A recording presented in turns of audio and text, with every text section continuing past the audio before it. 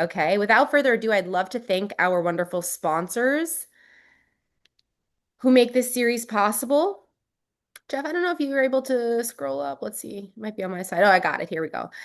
So that is City Quiet Windows and Doors, K Bender Rembaum, Best Roofing, Plastridge Insurance, Oracle Profitability, Affordable Quality Painting, Titan Technology Partners, Sherwin-Williams, the Falcon Group, South State Bank, the Paving Lady, and Vote HOA Now, an amazing group of experts who you will have a chance to opt in to be contacted by through the evaluation form. So if you have a project, you have a question, use them. They are our community. With that being said, off to you, Mauro, and I'll be here in the background if you guys need anything. All right, Thank you, Mario. get it Um, started. sure. Let me share my screen real quick.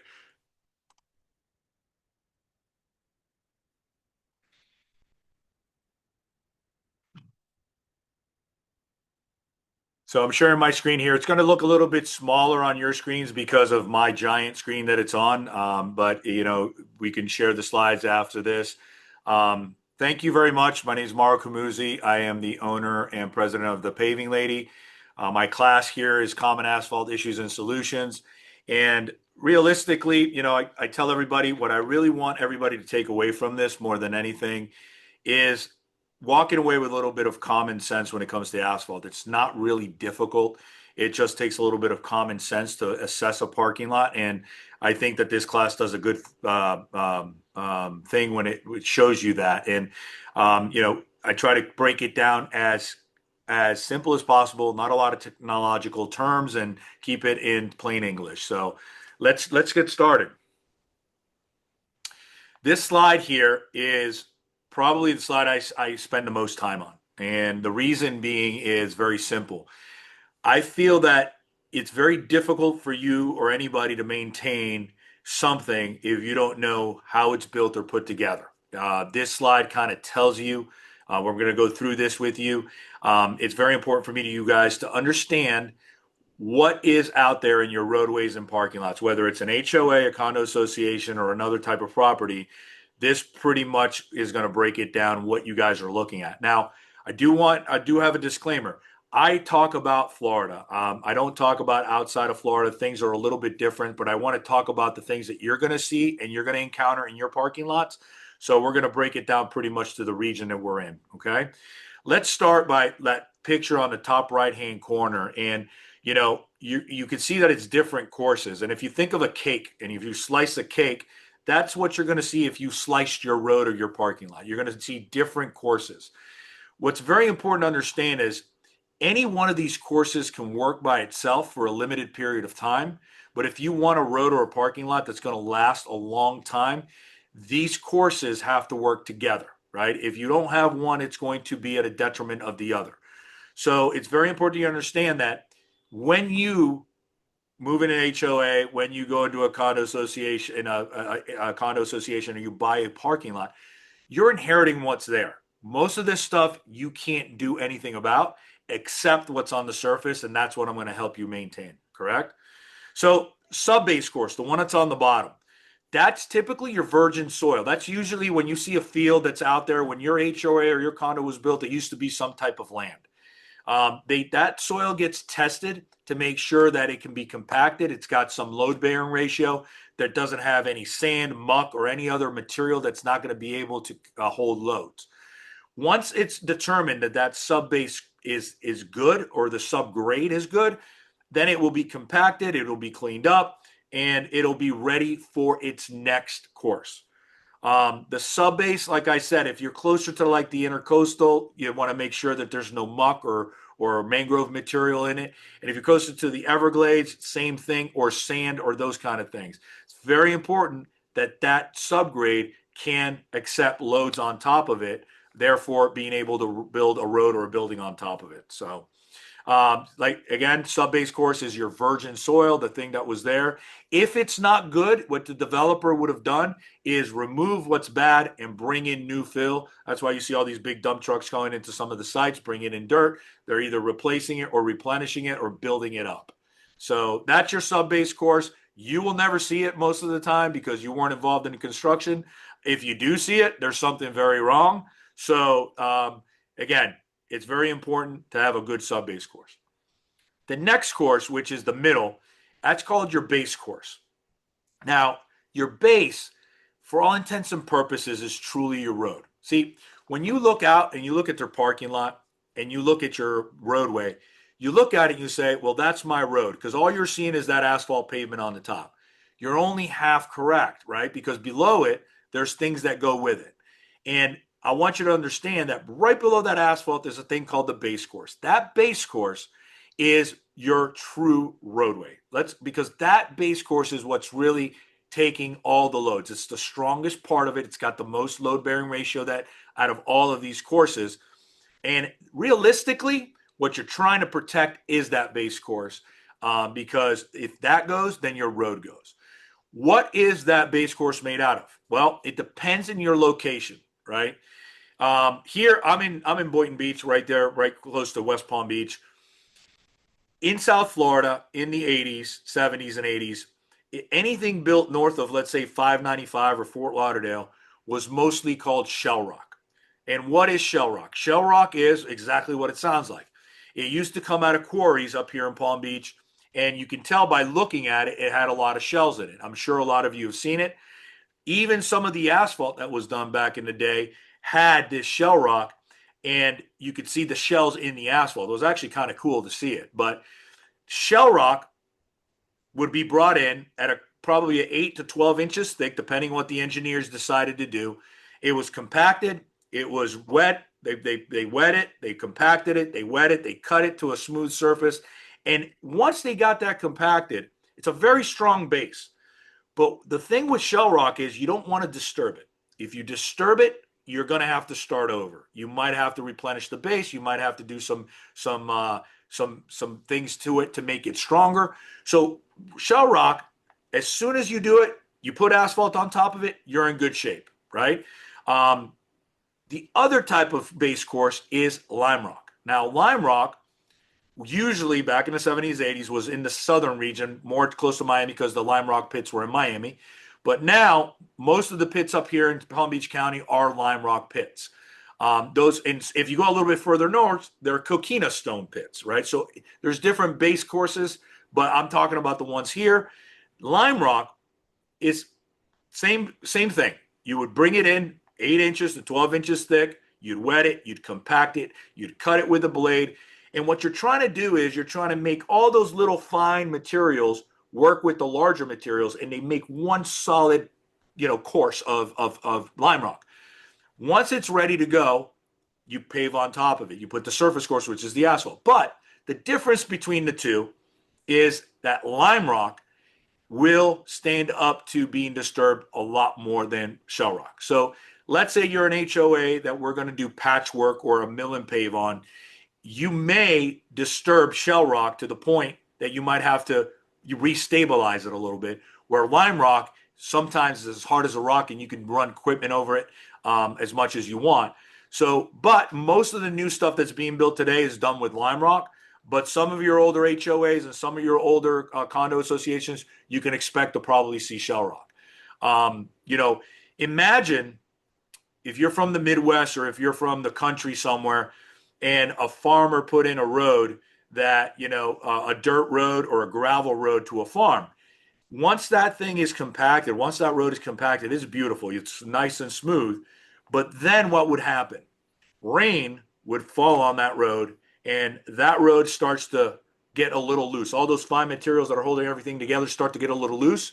And then a car drives over it. The farmer drives his car over it, and it's a little bit looser. And then what you start seeing, how many of you have seen those roads at a farm that have ruts on both sides of the center line where that base course has washed away?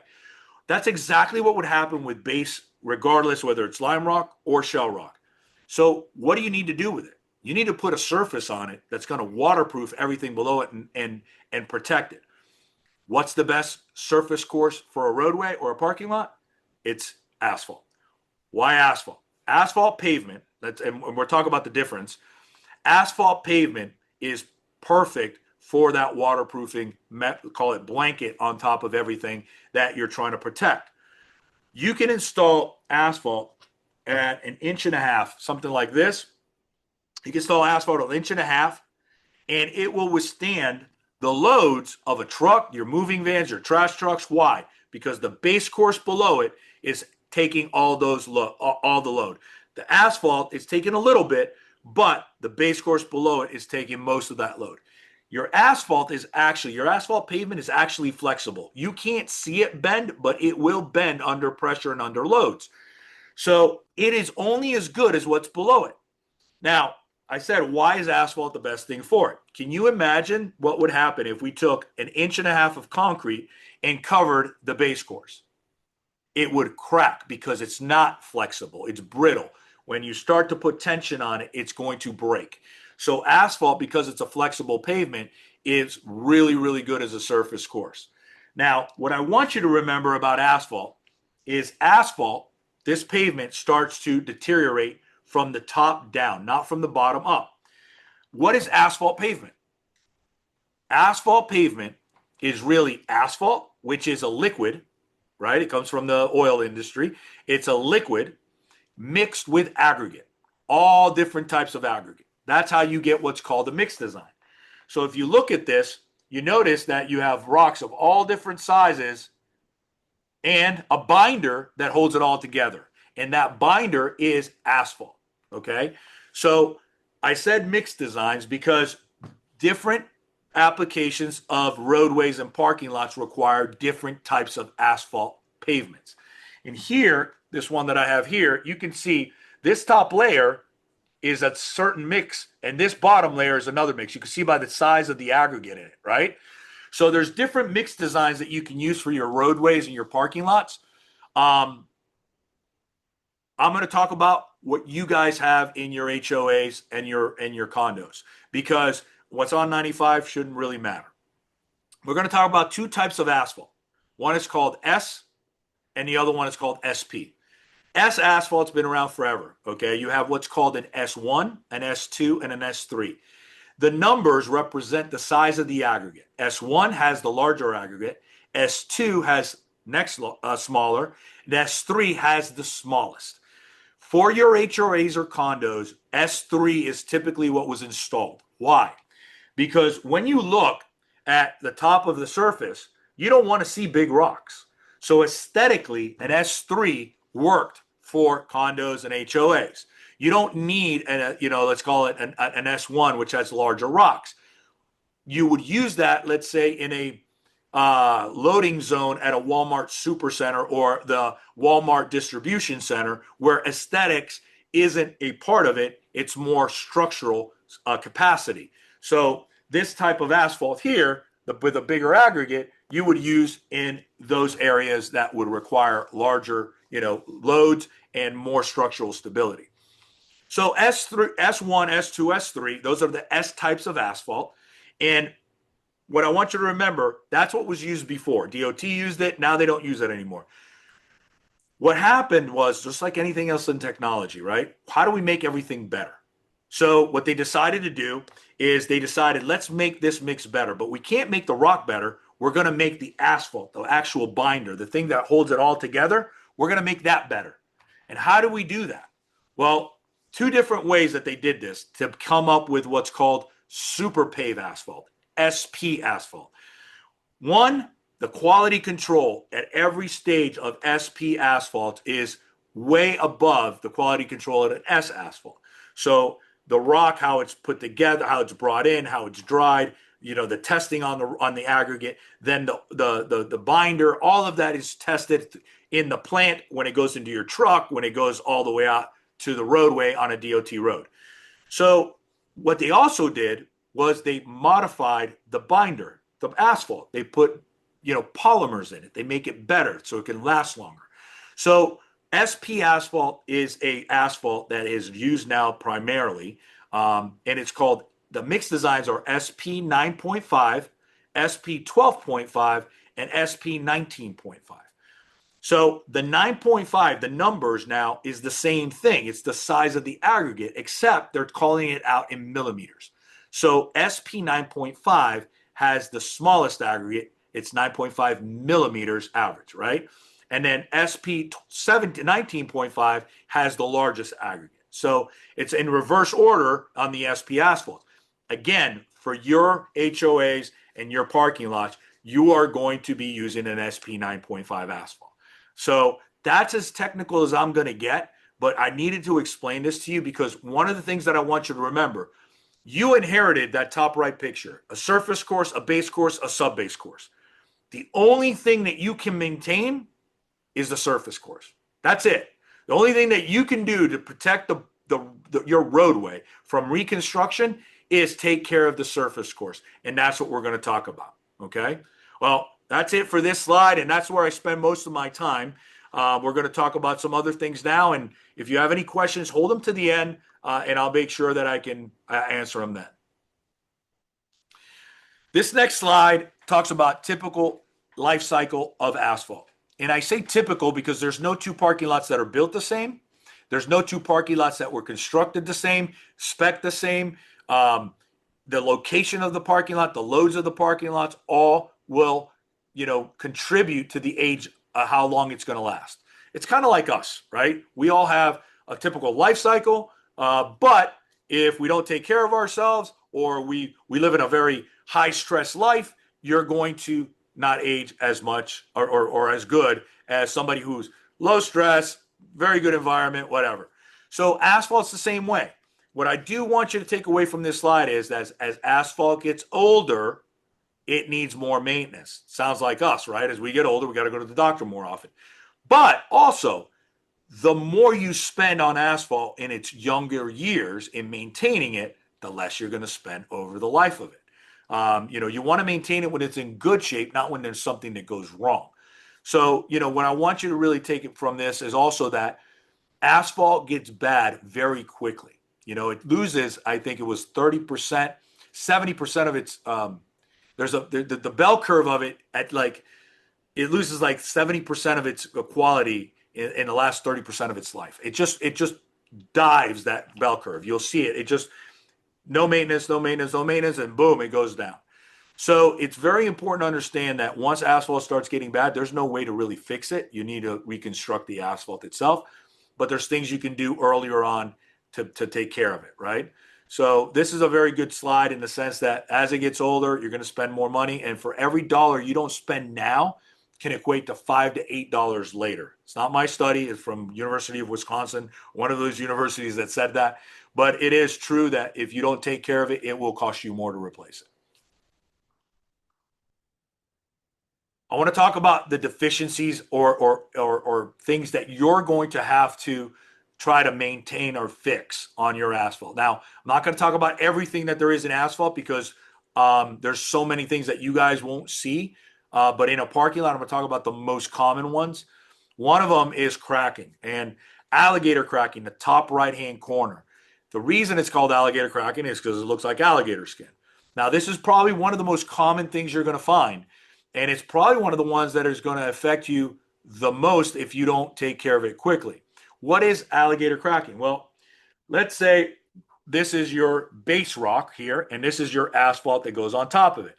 If water, let's say, or there's some kind of void in between the asphalt caused by water or intrusion, gets in between your base and your asphalt, and then a car drives over it, it's going to crack it. See, it's cracked?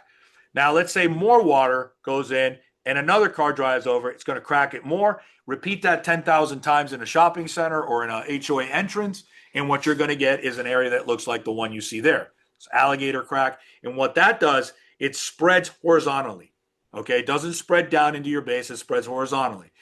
Usually we find this in areas that hold water, and the best thing to do is catch it early before it starts to spread, because what happens is you can catch it when it's in a small state, right? And you can take out a 5x5 area and fix it. If you wait too long, you might have to take out an entire entrance or an entire intersection to your HOA because you didn't catch it in time. These are very difficult to repair in the sense that once they start to spread, you have to go further than the cracks to fix it. So how do you fix it? You remove the asphalt, you cut a square, you remove the asphalt, you put in new asphalt. But before you do that, you take a look and see if there's something wrong with the base, if there's something coming out from below it that is causing this. So that's one of the things that you're going to see the most of is going to be alligator, mostly in areas that are holding water, and you want to get to it really quickly. Okay. The next one, it's not really a deficiency, but it's in every HOA we do, and it's going to be in every HOA or condo association we do. It's going to be part of our lives. It's called reflective cracking. Reflective cracking is a crack that reflects from one surface to the surface above. So let's say we have this asphalt, right? And we put asphalt on top of that asphalt. Sooner or later, that crack will reflect through. It's not a question of if, it's a question of when. There's ways to minimize reflective cracking, but you will never, ever, ever eliminate it. Okay. Even if you take out all your asphalt and you start with your rock, you will still have some cracking because the rock might be cracked because it's so hard, and that crack will reflect through. Now, cracking is not taboo. Cracking is not bad. You just cracking in one concentrated area is bad, but up north, if you're from New York or if you're from, Chicago or areas up north, you will notice that they do a lot of what's called crack filling. Why? Because of the heating and, the freezing and the thawing.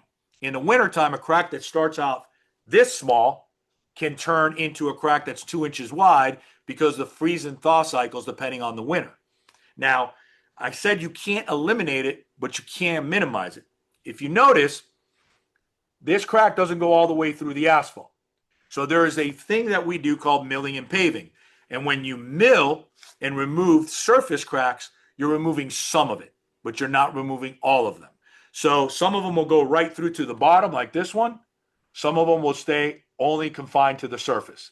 So milling is a way to minimize it, and it all depends on how bad your parking lot is and how deep you can mill. So we'll talk a little bit about that later. Now, I want you to look at the picture on the bottom. Those cracks are in perfect squares. The reason that those cracks are in perfect squares is because this parking lot was built on top of a concrete parking lot. So those perfect squares are the joints that are reflecting through the asphalt to the top. Asphalt doesn't crack in perfect squares like that. So reflective cracking, it's not a question of if, it's a question of when it's going to reflect through. The thicker asphalt you put on top of old asphalt, the better, because it'll take longer for it to reflect, or it might not reflect at all in that area because of the size of the crack. Okay? So want to definitely talk about that because that's something you're going to run into. And there isn't a parking lot I have not installed or a roadway I have installed that has not cracked. It's a characteristic of asphalt, just like concrete. You're going to have shrinkage cracking. You're going to have shifting in your sub base that's going to crack your asphalt. But I wouldn't really worry too much unless it's an area that holds water. Potholes. You know, potholes are everywhere. Here in South Florida, we get attacked from the top and from the bottom, right? And I'm going to start with how do we get attacked from the bottom? Here where we are, about 6 feet below the surface, we have water. And that water is constantly moving, okay? It's either moving up and down if we're closer to the ocean by tidal changes, or it's moving, with the aquifer below it. When it does that, you get a shifting of that subbase and subgrade. If there's something that wasn't, let's call it a little bit weaker, and over the years it's been weakened, that water can wash it out and you will have what's called a sinkhole. It'll form a pothole. So sometimes your potholes are small sinkholes that are forming from something below it.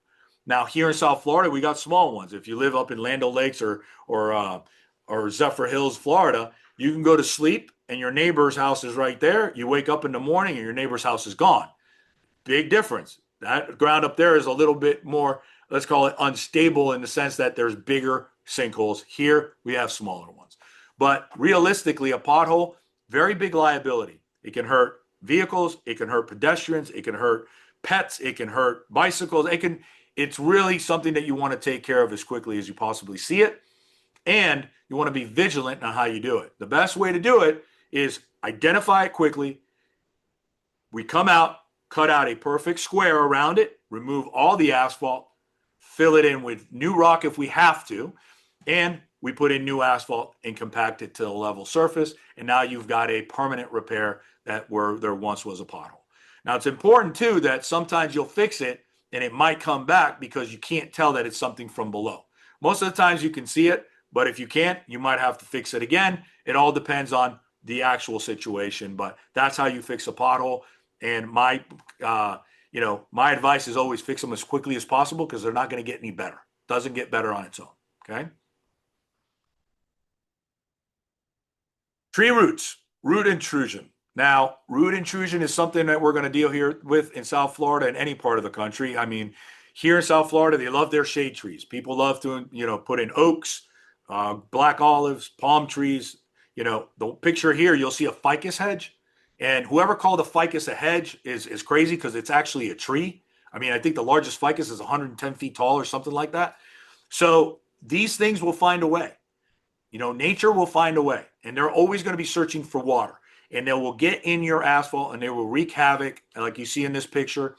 Palm trees, palm tree roots are really small, and they love to travel between the asphalt and the rock because it's the path of least resistance. They'll pop it out, and if you're ever riding on a bike on a walking path or on a bike path, and there's palm trees on the side, you'll feel it when you drive by one. You'll feel like Morse code because these little palm tree roots are popping up this asphalt, and it's going to cause damage to your rock as well.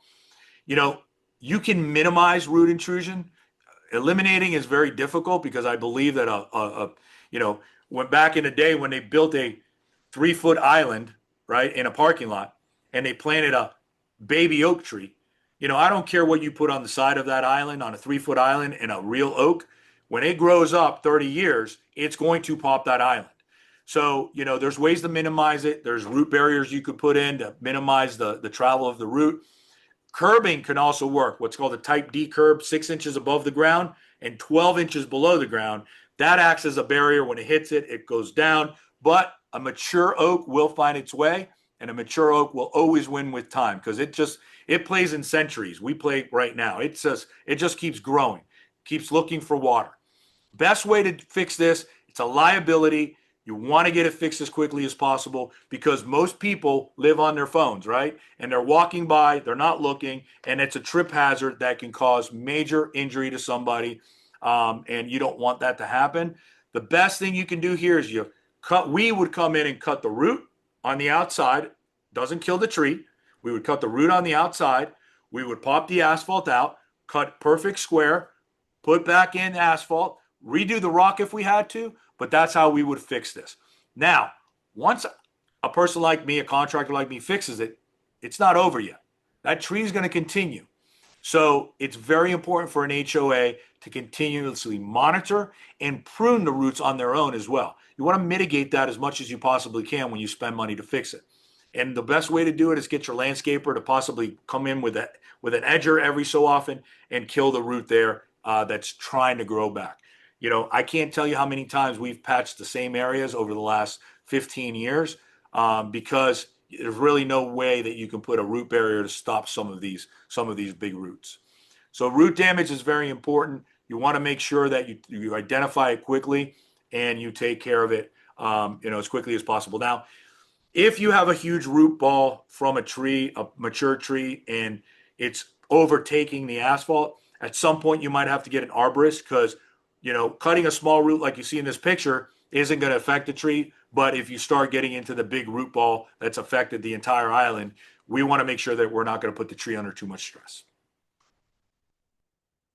Oil spot damages. Now, oil spot damage, that's pretty much everywhere.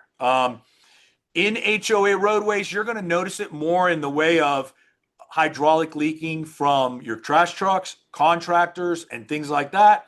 Even guests that park their car in front of somebody's house might leak oil. In a parking lot, in a condo association, you're going to notice it in their parking stalls. If you have assigned parking, it's easy to tell who's done it. If you don't have assigned parking, it's a little bit harder. In rental communities, it's even harder because typically, if in a rental community somebody doesn't have skin in the game, let's say it's their own condo, they're really not going to worry too much about it and care too much about it. We find it more in the rental communities when we see it the worst. You can minimize this. There's a way to kind of prevent this, and one of it's seal coating. We'll talk about seal coating later, but be vigilant about it. right? If that oil sits on that asphalt that has not been seal coated, it's going to penetrate the asphalt and it's going to break it down.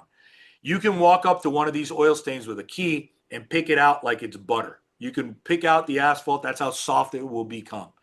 You want to fix it before it gets to that spot. Now, if you see a leak happen, or if somebody spills oil, or if something, a trash truck busts, a seal and it leaks oil. Number one, if it's a trash truck, they need to take care of it. If you can, throw something on it. Kitty litter works really well, guys. Or dirt. Anything that's going to soak up some of that oil or gas and not let it penetrate is going to put you in a much better position. Once you've done that, you can even treat it with Dawn soap, break down the grease, and scrub it. Do not pressure clean it. Pressure cleaning is only going to make it worse because it's going to break up your asphalt that's already been weakened. Now, sometimes you don't have to replace an oil spot if you catch it fast enough. You just got to make sure that it's been, treated with something, Dawn soap, anything that's going to break it down, and then you can leave it. Now, if there's structural issue there and it's gotten into your asphalt, you would treat this like a pothole. You cut out the area of the oil spot, you remove the asphalt, put new asphalt in. Now, I told you can minimize this, and the way you can do that is with seal coating. You have to wait a year between new asphalt and when you seal coat. So in that year, you got to be very vigilant. But once you seal coat it, what happens is the oil sits on top of the asphalt. It doesn't penetrate the seal coat. So it'll sit on top until it'll rain. When it rains, it'll wash off. Now, if you see it happen, you can wash it off with a hose and it will wash off. Now, sealer's not the end all be all. If it sits too long on seal coat and constantly diesel fuel or oil on seal, it will break down the seal coat over time as well. But you want to be vigilant about that and have a maintenance man, if you have one, or person that they can, wash it off with a hose or treat it with a brush. So oil spot damage, it's prevalent. You're going to see it. It's really no way to eliminate it. It's just how you're going to react to it and get it fixed quickly. Water is our enemy. When it comes to asphalt, water is one of the worst enemies you have. You have oil, you have sun, you have salt, but standing water is what you want to try to take care of. Now, South Florida, we're flat. Okay. When they design a parking lot, it's usually got 2% fall. And, my joke is, see this ruler here? That's perfectly flat. Now I'm going to make it 2%. That's 2%. It's the same thing. Handicap stalls are made at 2%, which means it's almost perfectly flat. So what they're trying to do here in South Florida when they build the parking lots, move the water a long ways into a drain. And that's in a perfect world because over time, this parking lot will settle or your roadway will settle. What happens is a 1/4-inch settlement will stop water. So if you have what's on the right-hand side, this picture, you have what's called a bird bath. If it dries up within 24 to 48 hours, not a big deal. You can pretty much leave it be. If you have something like you see here on the left-hand side, which is what more of a pond, right? That means there's a depression in the asphalt. There's a low area in the asphalt. You've got a lot of water that's pooling there. It's very difficult. I get asked a lot, can you move this water? Well, I can move it somewhere else, but I might not get it to the drain that's 100 feet away because there's settlement in the parking lot. So the best thing to do is you try to get rid of that depression. So let's say you have a puddle that's 5 by 5 and it's 2 inches deep. What you can do is you level this area, bring it all the way up level with surrounding area, and now that 5 by 5 puddle becomes a 10 by 10 puddle, only a 1/4 inch deep, that's going to evaporate by the end of the day on a hot sunny day. That's what you try to do when you see standing water. You want it to evaporate as quickly as you possibly can. We may not get it to the drain that it's intended to go to because of settlement, but we can possibly make it evaporate quicker. Now, if that puddle is closer to a drain, we can lower the drain a little bit. If there's been settlement around it, we can lower the drain by 1 inch, therefore giving us enough room to get the water into the drain. But water's your enemy. You're trying to get that water off your asphalt. Most of you in your HOAs, you have what's called the crown road. It's higher in the middle and it sheathes water to the outside to a valley gutter or to the grass. That's a great design. Parking lots catch the water to an invert and then send it to a drain. That invert is the joint in the middle of 2 paving pools, which is one of the weakest parts of a parking lot. And that water that constantly goes down there is going to cause some settlement. And usually you'll see the settlement right before a drain. And then what happens, people try to patch that, and then you have water next to that, and then they patch that, and you keep pushing the water further away from the drain. So it's very important that it's inspected correctly, looked at, and all the options that you might have, you can come up with and then choose the right one. This slide basically tells you that, look, I understand that a lot of you are out there and you're trying to do the best. You have a responsibility to your HOAs, your residents, your tenants. It's very important for you to have somebody that you can trust that's going to tell you what you need to know, not what they want to sell you. We get asked a lot to do things that aren't going to further your budget dollar. It's just better for the contractor, and we won't do that. It's just, seal coating doesn't fix anything when it gets later in its life cycle's year of the asphalt. So you want to get somebody that you can trust, that you can ask a question, and they're going to be able to tell you what's going to be the best thing for your budget now. You can seal coat now or wait and just mill and pave in 2 years. Or you should seal coat now, and don't worry, you don't have to mill and pave. So I get it. It's very important for you guys to make the right decisions, and sometimes that's hard. But find somebody that you trust, somebody that will tell you what you need to know. Let's talk about some of the way you fix and maintain asphalt roadways and parking lots. Now, I've mentioned overlay a couple of times, or resurfacing. Depending on where you're from, up north, they call it blacktopping, resurfacing. So we call it overlay down here. And what is it? Overlaying is exactly what it sounds like. You're taking asphalt and you're putting asphalt on top of it. What does that do? If your asphalt, let's say you have an inch of asphalt there now, structurally, you got a good structural number there, right? If it's in good shape and you put asphalt on top of it, you just doubled the life of your whole roadway, which means your rock and everything below it, because you're adding that much structural stability at the top and more protection for it. So what you're trying to do is overlaying, you want to assess how good the asphalt that you have there is now. Now, how do you do that? Well, somebody like me comes out and takes a look at your parking lot and says, okay, or roadway, you don't need to overlay this. You have some cracking, but that cracking is minimal, and it's in good shape. Usually in the first 10 to 15 years, you could probably do this. Anything past that, usually it's a little bit more difficult. You might have to do what's called a mill and pave. But I want you to remember, when you overlay a parking lot or a roadway, if you see this picture, if you put asphalt on top of asphalt, okay, number one, you got to make sure that the asphalt's in good condition, because remember we talked about any potholes have to be fixed, any root damage has to be fixed. If not, you're going to see it. And any, cracking, if there's cracking, you want to make sure it's minimal, right? But when you overlay a parking lot, you also have to meet the flush conditions at driveways, handicap ramps, dumpster pads, anything that you're meeting flush, that's flush now with the asphalt, you're going to have to meet flush again. Well, if I'm adding an inch of asphalt on top of asphalt that's there, common sense tell you you're going to be an inch above. Well, the way you do this is what it's called either milling against these areas that you want to go flush to, or you can key cut, which means cut out the asphalt at those areas, remove it. That way you have room to finish flush. If you don't do that, you will have a trip hazard at your valley gutters. You will have a trip hazard at your sidewalks. So you want to make sure that your contractor is doing that. The other thing is your manholes. If I'm putting an inch of asphalt, well, that asphalt's going to be an inch above the manholes if you don't do anything to the manholes. You could either mill around them, but what we like to do is what's called manhole risers. You remove the top of the manhole, you put what's called a riser in it. It gives you 1 inch. You put the top back on. Now your top of your manhole is 1 inch higher, and then you pave up to that. If not, you're going to have water that's going to collect at the manhole. Therefore, it's going to make a bad situation all the way around the manhole. So overlaying, it could add 10, 15 years to your roadway life. And it is a common approach that will add more surface to your parking lot or your roadway, giving you more structural stability as long as the asphalt that was there now is in good shape. Oh, milling. Well, think about the overlay we just did. We're putting asphalt on top of asphalt. Well, milling and paving is when you take a surface that has a lot of asphalt there and it has cracks in it, right? Like this. Some of them go all the way to the bottom, some of them don't. You really can't tell unless you do core samples. But you say, okay, look, it's kind of like when you're finishing a piece of wood.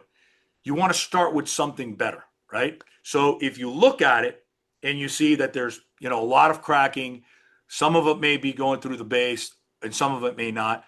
But the characteristic of a crack is usually it's wider at the top than at the bottom. So if you look at this crack, you can see that it's wider up here and it gets skinnier as it goes down. So if that's the case, and you have an inch of asphalt or an inch and a half of asphalt, and you mill an inch off, well, now the top of the crack that was a half inch might be a quarter inch, therefore giving you more time before that crack reflects and a better surface to pave on. So milling is a way to remove some of that surface cracking. Milling is a way to give you guys a better mat to start and give you less, I say less, not no, less reflective cracking. Also, what it'll do, it'll help you also reach elevations, because let's say you're an HOA that's overlaid a bunch of times and you put asphalt on top of asphalt on top of asphalt. Well, at some point, you can't keep putting asphalt on top of asphalt. You have to take some of that asphalt off to achieve the elevations for drainage and to meet like sidewalks and to make sure you don't killing the crown of your roadway. If you overlay a road too much, you're going to end up getting a flat road. Okay. So milling, what does it do? It removes some of the asphalt, depending on how much you have there now. And then you put new asphalt on top of it. And that also will add 10, 15, 20 years to your parking lot, depending on how much asphalt is there now. What you're trying to do is you're trying to avoid what's called repaving or reconstruction of your roadway starting from the bottom. Most HOAs and condo associations I've seen never get to that spot. But I have seen some neglect in parking lots where the parking lots have to have some sub-base work. And instead of spending $1 a square foot, you might be spending $5 a square foot because we have to do base work, right? So it's important not to get there, and it's important to see it, and have a schedule of how you're going to maintain your new asphalt so you never get to that spot, right? So that was milling and repaving. Patching is another thing that you're going to see as a maintenance procedure that you're going to see a lot. I talk about 3 different types. We're going to focus on just really 2 of them because it's what you're going to see the most. In my 35 years in construction, if you would ask me when I started in the asphalt business back in 2007, if you had asked me if cold patch had a place in this industry, I would have said probably not. If you don't know what cold patch is any one of us right now can go to Lowe's or Home Depot and buy a bag of asphalt. You can buy a bag of asphalt. It's cold. Real asphalt comes from the plant. It's called hot mix asphalt. Comes from the plant. It's hot. It's soft. It's pliable, and then it hardens as it cools and you compact it. Cold patch is cold. It's soft, and then it hardens once it hits oxygen and water and all that. It's going to harden.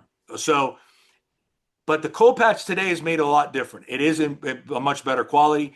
I will tell you that if you have a pothole in your parking lot, I would keep in your condo associations, if you have an office or a maintenance shack, keep a bag of cold patch. Why? If there's a pothole that forms, you're at least going to minimize the liability to the residents, and you're also going to stop the damage to anything below it, right? Remember that base that we're trying to protect? Cold patch will do that. If you notice this picture on the right-hand side on the top, you see a guy with a bag of cold patch, and he's patching that, and he's tamping it down with a tamper. If you see behind him, he's got a pickup truck full of cold patch. It's got like 50 bags. My hint to you is if you need 50 bags of cold patch in your parking lot or your roadway, you need a new roadway or parking lot. Cold patch is a temporary repair, and it's not meant to be a permanent repair. So please keep that in mind. Even if you do it with cold patch, it's probably good to get a professional to go out and do hot mix, but it can give you a couple of months before somebody can go out there. Skin patches, I didn't want to talk about them, but what are they? They're temporary patches. You're not removing anything. The damage is there. You put what's called tack. It's like a glue. You put it on top of the damage, and you put asphalt on top of that. That's very temporary. And the only reason you would do that is if you knew, let's say you and your HOA, you have a clubhouse renovation you're doing, and you have to keep the clubhouse open, and the entrance to your clubhouse, there's alligator cracking that has formed, and because of all the construction traffic, and you need to protect that so it doesn't get any worse. Well, but you know that when you're done with the renovation, you're going to mill and pave the whole parking lot. Well, this is a great candidate for a skim patch. You come in, you put asphalt on top of the damage, you don't fix anything. And we know that those cracks and all that stuff's going to reflect through, but we don't care because you're going to do something at the end of that renovation. So it's something that's temporary, very temporary. We don't do it much, but it is a option that you have for something temporary. Full depth patching is what I recommend. And what is full depth patching? If you look at the pictures on the right hand side, you will see that the one in the middle, it's a cutout of asphalt, and you remove all the asphalt. What I don't like about that patch, why I chose that patch, that picture, is it shows you that it didn't do a perfect square. You don't want to introduce more corners to it that you have to. Corners are a weak point. You want to get squares, and squares are rectangles, right? So in this situation, you cut out the asphalt, you have your rock, you inspect the rock base as you can see in that picture, and you compact the rock base and you put new asphalt in it. It's a full depth patch. That's how you fix potholes, alligator cracking, root damage, all that other stuff we talked about. Now, if the asphalt is going to be more than 2 inches deep, you want to make sure that it's being put down in lifts, meaning you want to put in, and if it's, let's say it's 4 inches deep, you want to put in 2 inches of asphalt, compact it, then 2 inches of asphalt and compact it. Because I'm sure many of you have seen patches in parking lots that have sunken or depressed because you cannot compact 4 inches of asphalt, especially with patching equipment. So you need to be able to get compaction on that first 2 inches and then compaction on the next 2 inches. So if it's deep, you want to make sure it's put in lifts. If it's an inch, you put it in one lift. Once you put it in, you roll it, you compact it, and you end up with a patch that you see here in the bottom right-hand corner. That is a full depth patch. That black color will then fade to the surrounding color. It's the sun oxidizing the asphalt. Okay, so that is a full depth patch. Finally, seal coating. Well, seal coating, I'm going to explain. People ask me a lot if I believe in it.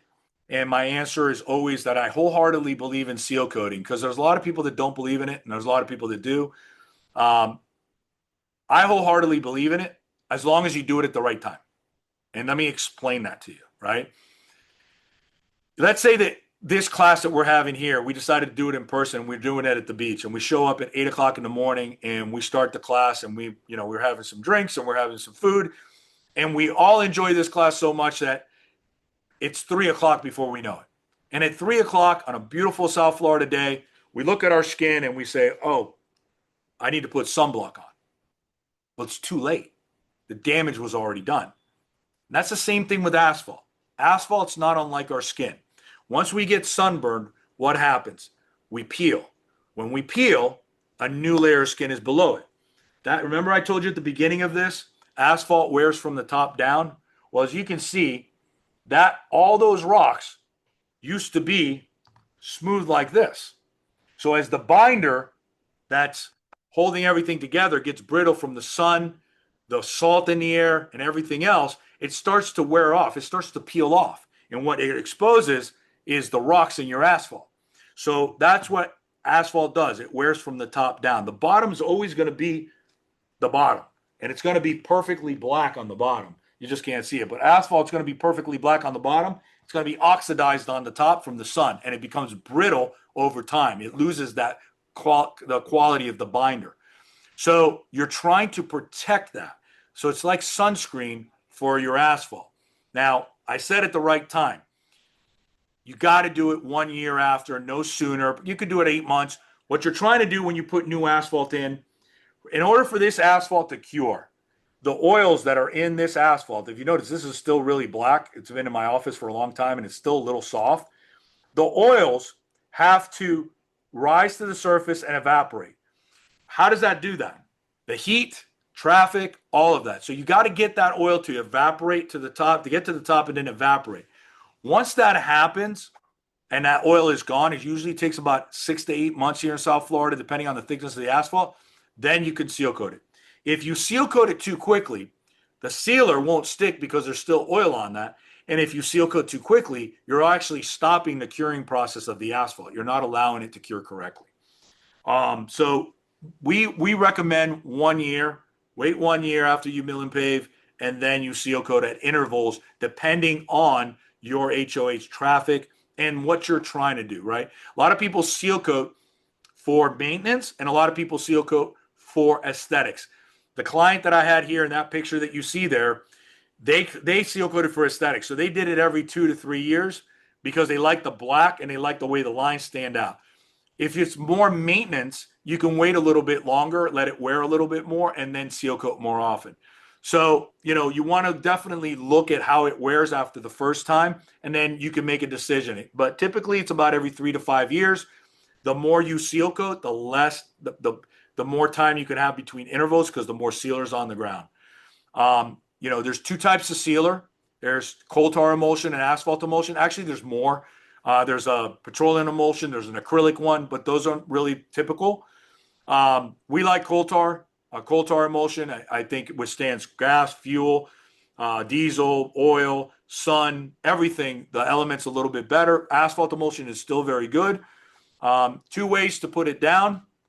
You could put it down with squeegee, which is exactly what it sounds like, a squeegee brush, right? You put the sealer on the ground and then you spread it out with a squeegee, or you could spray it with a wand. It's a big tank with a hose and a wand, or you could do a combination of both, which is probably the best application method. One coat squeegee, first coat goes on squeegee, second coat goes on spray. Okay? It's like a lot of painters like to do that with the house. They roll the first coat and they spray the second coat. Same thing here. One of the things is you want to be careful for weather. Most people ask me what the best time to do this.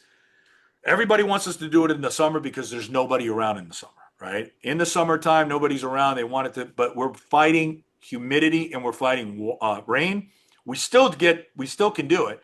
You just got to be more careful. Sealer is an emulsion, and what an emulsion has to do for it to dry or to cure, it'll dry pretty quick, but it won't cure as quickly as it dries. And what I mean by that, if you've ever seal coated your parking lot, 20 minutes on a hot sunny day, you can touch the top and it's not going to show any sealer on your hand. But if you press and twist, you'll get sealer on your hand. What's happening is it's that on the top, it's dried, but it has to cure.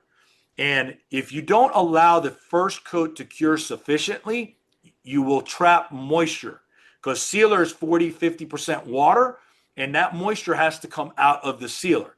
If you allow that sealer to cure sufficiently and put a second coat, you're in good shape. If you have water that's trapped and moisture that's trapped, and you seal coat your second coat too quickly, you're going to trap moisture. Therefore, you're going to have some areas that are going to prematurely wear.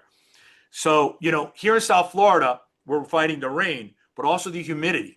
So when you seal coat in the summertime, in the mornings, it's 90% humidity. The water in the sealer doesn't have the time to evaporate because the air is mostly water. If you walk outside, you know how muggy it is. Well, it's not going to evaporate. So you got to give it a little bit of time into the late morning for it to dry, and then you can put your second coat of sealer. Every property is different. A property with 30 homes is going to wear differently than a property with 300 homes. And what you will always see it, wearing first is going to be the entrances and any of the turns. The cul-de-sac in the back of the property where hardly anybody goes to is going to last longer than the entrance is going to last. So there isn't a way to say it's all going to last the same. Areas with higher traffic, areas with turning radiuses are going to wear quicker. I believe in seal coating. It's a way to, number one, fight off gas, fight off, the sun, fight off all the things that we talked about to protect that surface the only thing you can do is protect this asphalt surface to protect your road.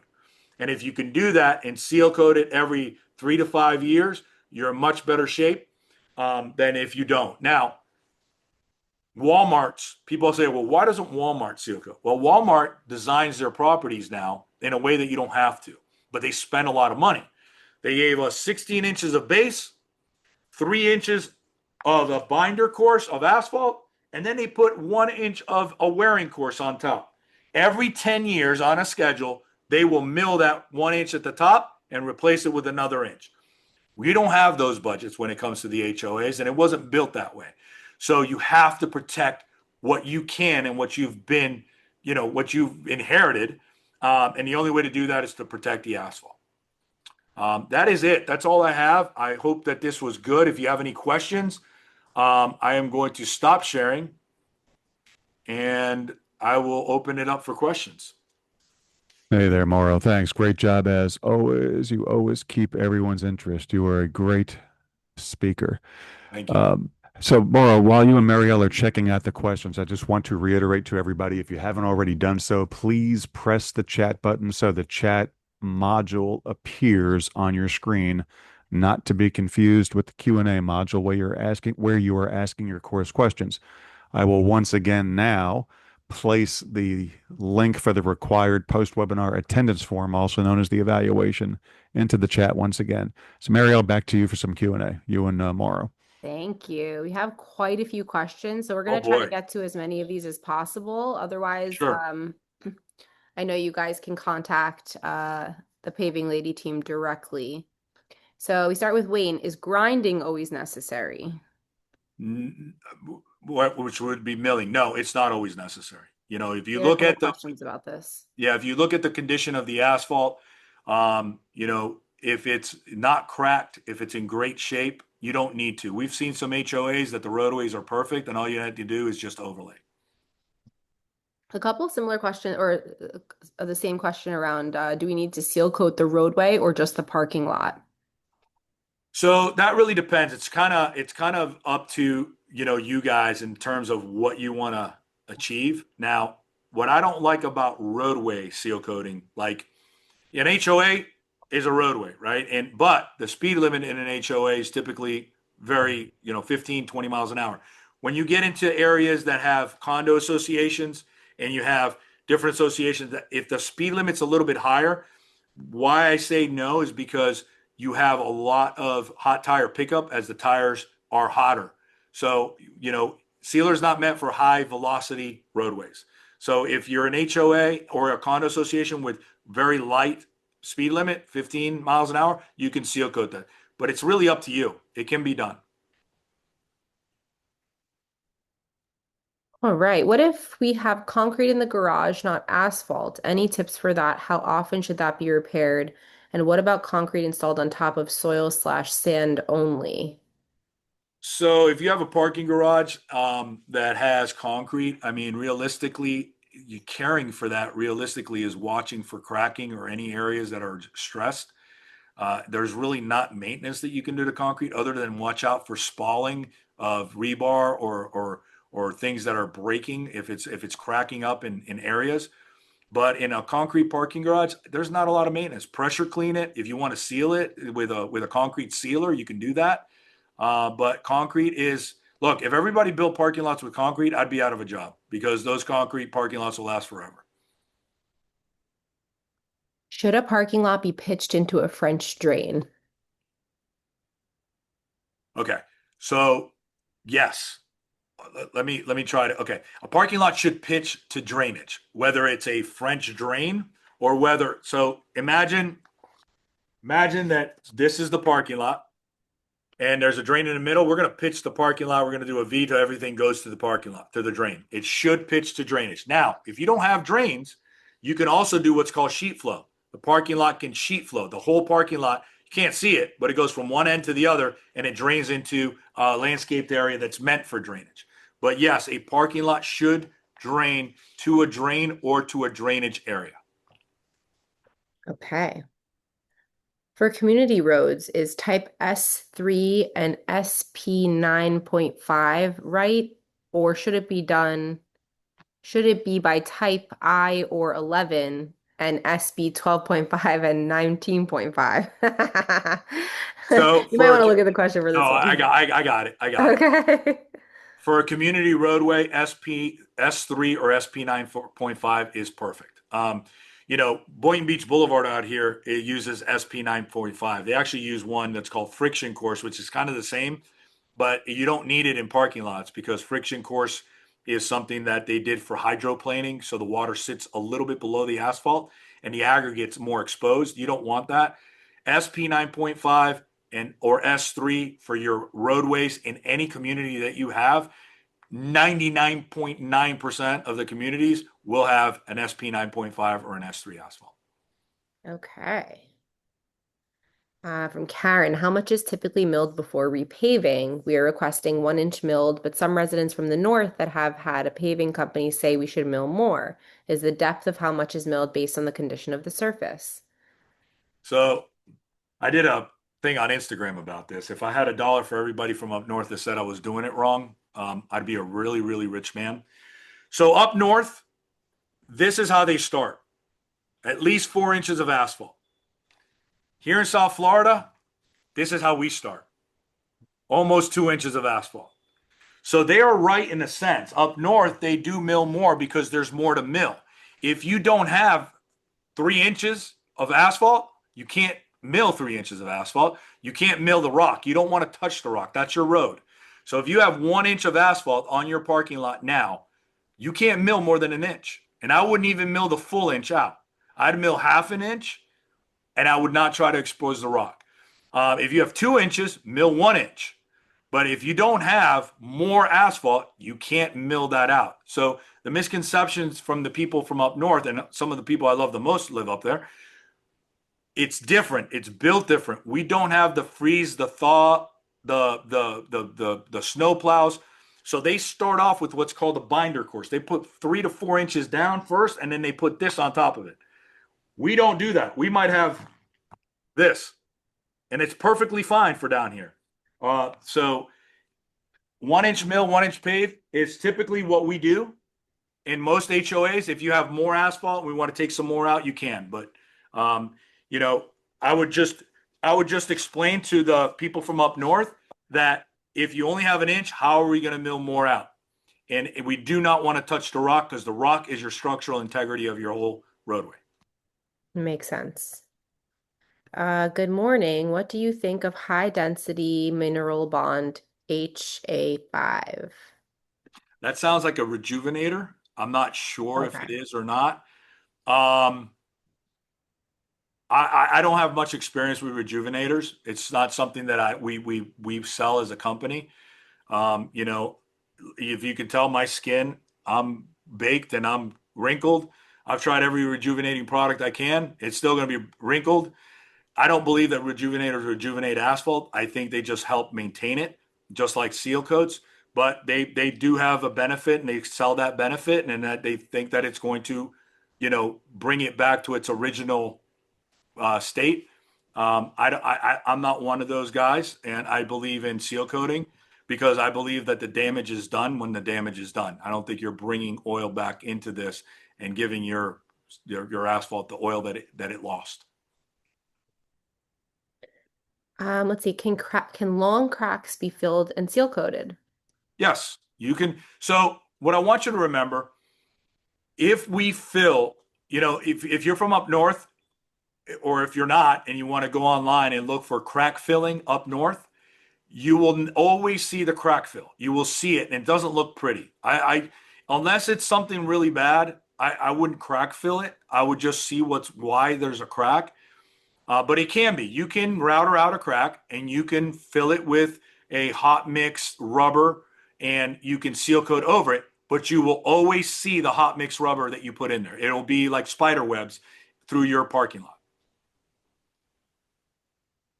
Let's see. We are looking at a year before our roads and parking lots need to be redone. I think it has been overlaid at one time. Would it be possible for a contractor to look and inspect to see if it needs to be milled and overlaid or just resurfaced? The road and parking lot is at least 40 years old.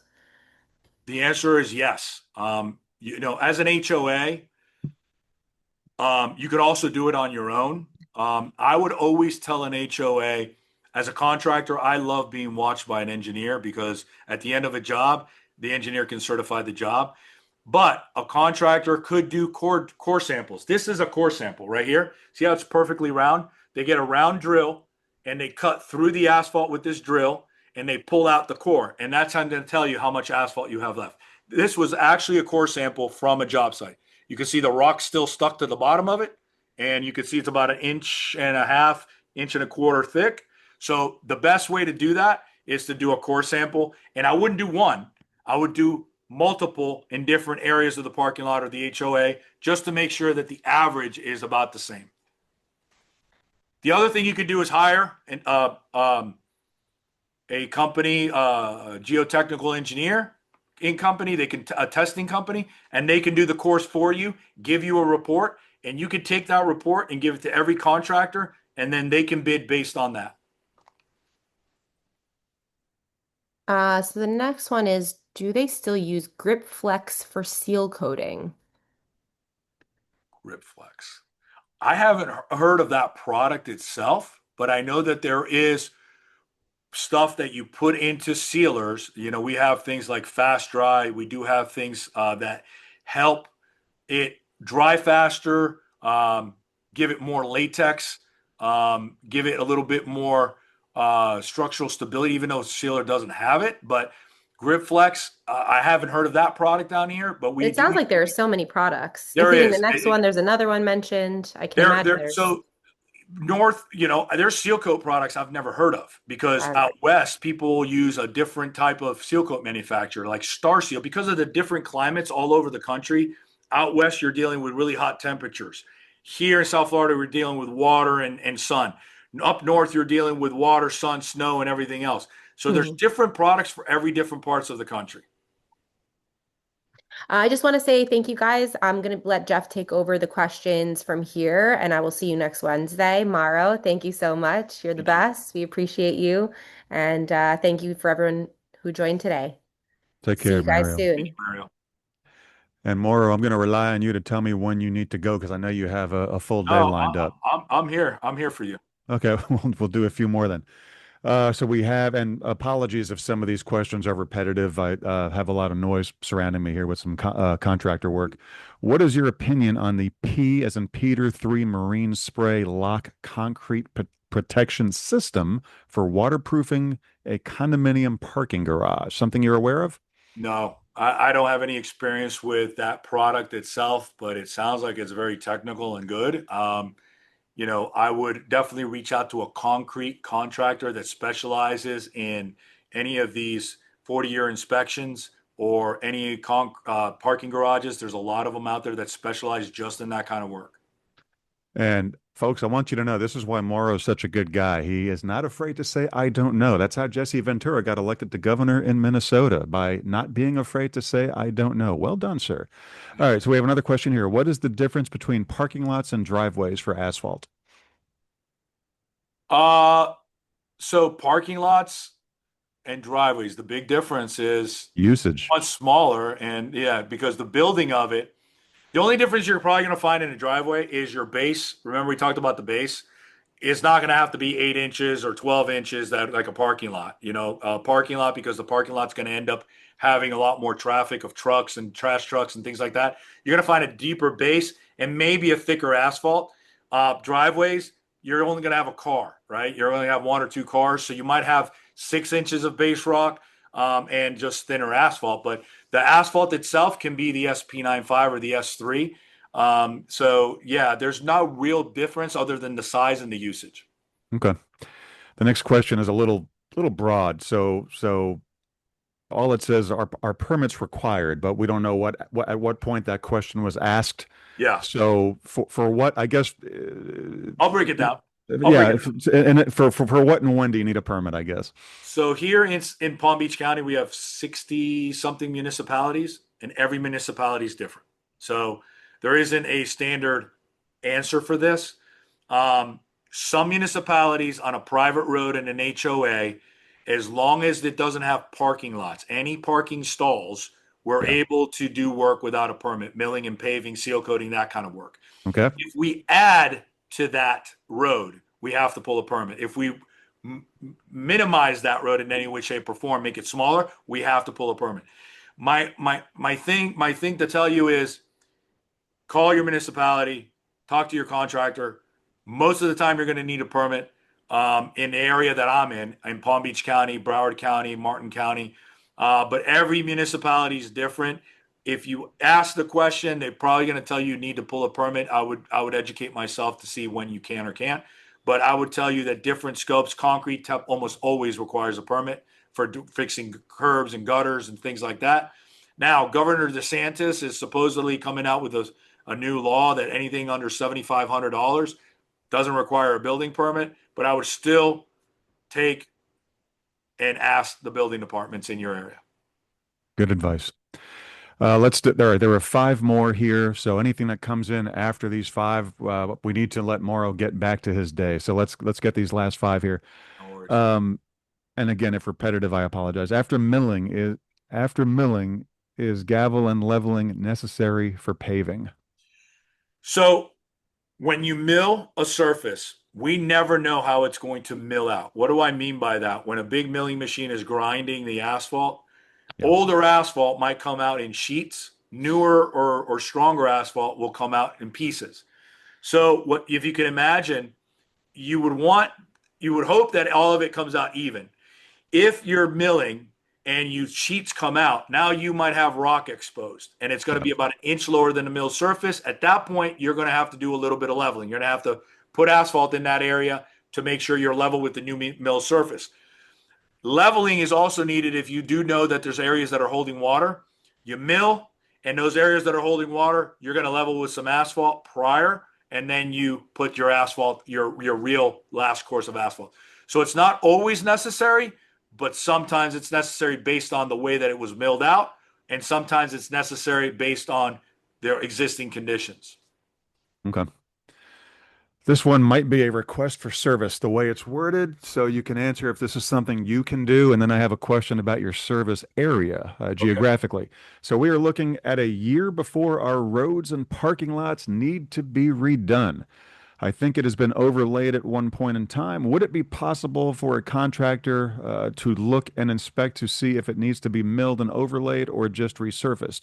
The road in the parking lot is at least 40 years old. So I'm not sure if they're asking if you can do it, Yeah. but if they are, I'm sure Yeah. you can. Yeah, we could always do that depending on where it is. But like I answered this one also before, but I'll Okay. redo it again. I don't mind doing that. Apologies there. Only no, that's the only way to do it is you need to know what's there now, Okay.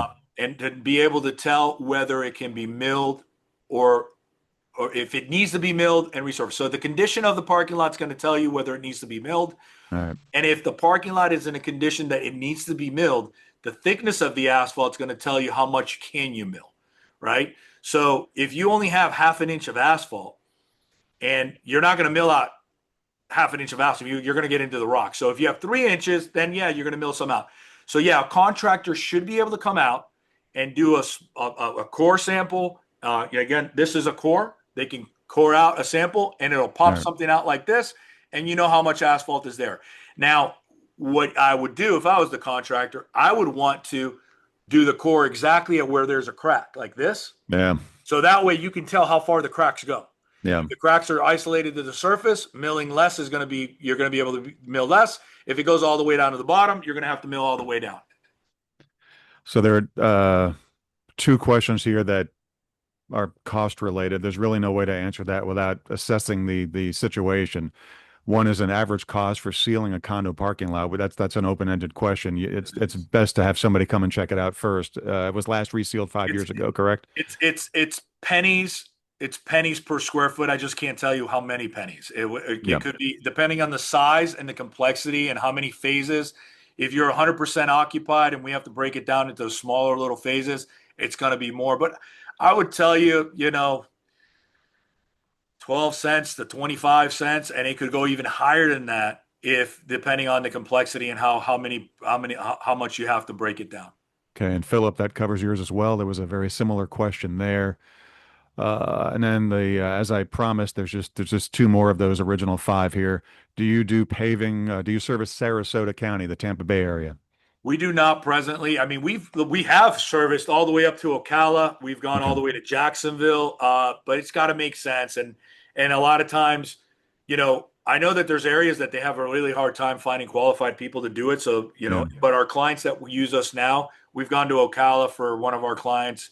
We've gone to Jacksonville for one of our clients.